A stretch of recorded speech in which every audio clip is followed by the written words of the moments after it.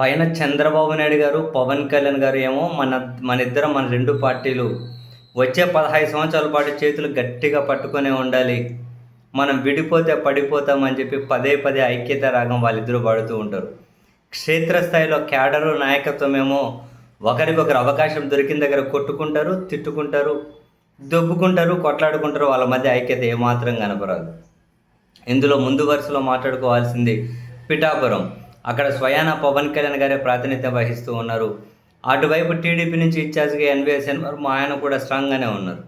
అంతకుముందు ఇండిపెండెంట్గా కూడా గెలిచిన రికార్డ్ ఆయన పేరు మీద ఉంది అక్కడ పిఠాపురం నుండి. సో వర్మ గారేమో అక్కడ ఇన్ఛార్జ్గా ఉంటే జనసేనకు వర్మకు అసలు పడట్లేదు. ఎన్నిసార్లు ఆయన మీద దాడు, బీర్ బాటిల్, ఇసుక ఏమంటారు, ఇటుక పిల్లలు దాని కారు మీద దాడి, ఇవన్నీ జరిగిపోయినాయి.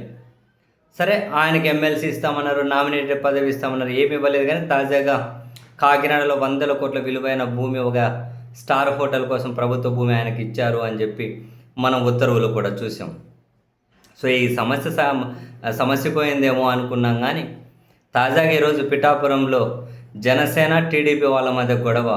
అసలు ఆ విజువల్ చూస్తే రెప్పపాటులో వర్మ తప్పించుకున్నట్టున్నారు, లేకపోతే ఇంకా కొట్టేవాళ్ళేమో. ఆల్మోస్ట్ కొట్టడేగా, జస్ట్ కళ్ళు మూసి తెరిచి లోపల అందరూ దొబ్బేశారు. లేకపోతే ఒకరికొకరు గుద్దులాడుకొని కలబడే వాళ్ళేమో, కాలర్లు పట్టుకొని కుస్తీ ఫైట్ లాగా.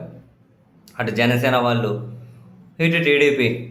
అది కూడా పెద్ద పెద్ద నేతలే. టీడీపీ వైపు నుంచి ఎన్వీఎస్ఎన్ వర్మ, అటువైపు జనసేన వైపు నుంచి ఎవరో కొందరు నేతలతో పాటు అంతకుముందు వైసీపీ ఎమ్మెల్యేగా ఉండే అక్కడ పెండెం దొరబాబు అని, తర్వాత జనసేనలోకి వెళ్ళారు ఆయన.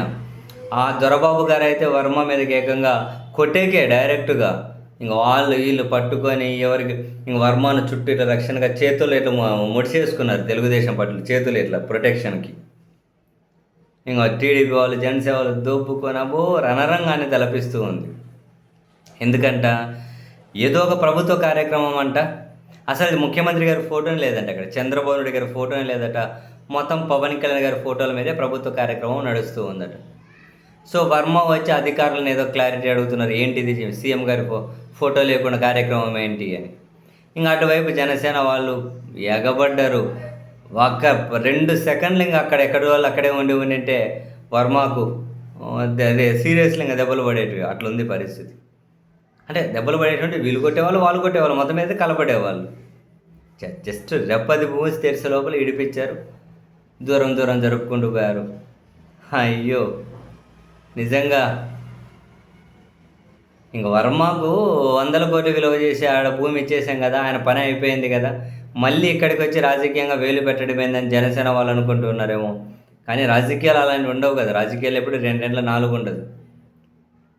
2 నెలల రాజకీయాలు ఎప్పుడు 4 కాదు. అక్కడ ఇచ్చేసాం కాబట్టి 100 కోట్ల విలువైంది. ఇప్పుడు కొత్తగా ఇంకా పిఠాపురంలో వర్మ ఏమి చేయబెట్టద్దు, ఏలు పెట్టద్దు అంటే కుదరదు కదా. ఆయన ఇన్ఛార్జు, ఆయన రాజకీయాలు చేస్తారు. వాళ్ళ పార్టీ అధ్యక్షుడు, ముఖ్యమంత్రికి అవమానం జరుగుతుందనేటప్పుడు అడుగుతూ ఉంటారు. ఇటువైపులేమో దాడులకు పోతున్నారు. నిజంగా ఏ మాటకు ఆ మాట. కానీ సరే, ఈ 100 కోట్ల విలువ చేసే భూమి, ఆర్థికపరమైన విషయాలనే వర్మకి ఎంతవరకు సెటిల్ చేస్తున్నారన్న కదా పక్కన పెడితే, పొలిటికల్గా ఆయన పరిస్థితి మాత్రం మరీ దారుణం. బహుశా వైసీపీ అధికారంలో ఉన్నప్పుడైనా ఆయన రాజకీయంగా కాసిన గౌరవము, గుర్తింపు ఉండేదేమో. ఇప్పుడు చిన్న వాళ్ళే ఎగబడుతున్నారు మీదకి. చిన్న వాళ్ళే ఎగబడుతున్నారు. ఈరోజు తాజాగా ఎమ్మెల్యేగా పనిచేసిన దొరబాబు అనే, అప్పుడు వైసీపీలో ఎమ్మెల్యే, ఇప్పుడు అధికారం పోయిన తర్వాత జనసేనలకు పోయినారు. ఆయనైతే కొట్టేకి ఎగబడేశారు. భలే ఉన్నాయా.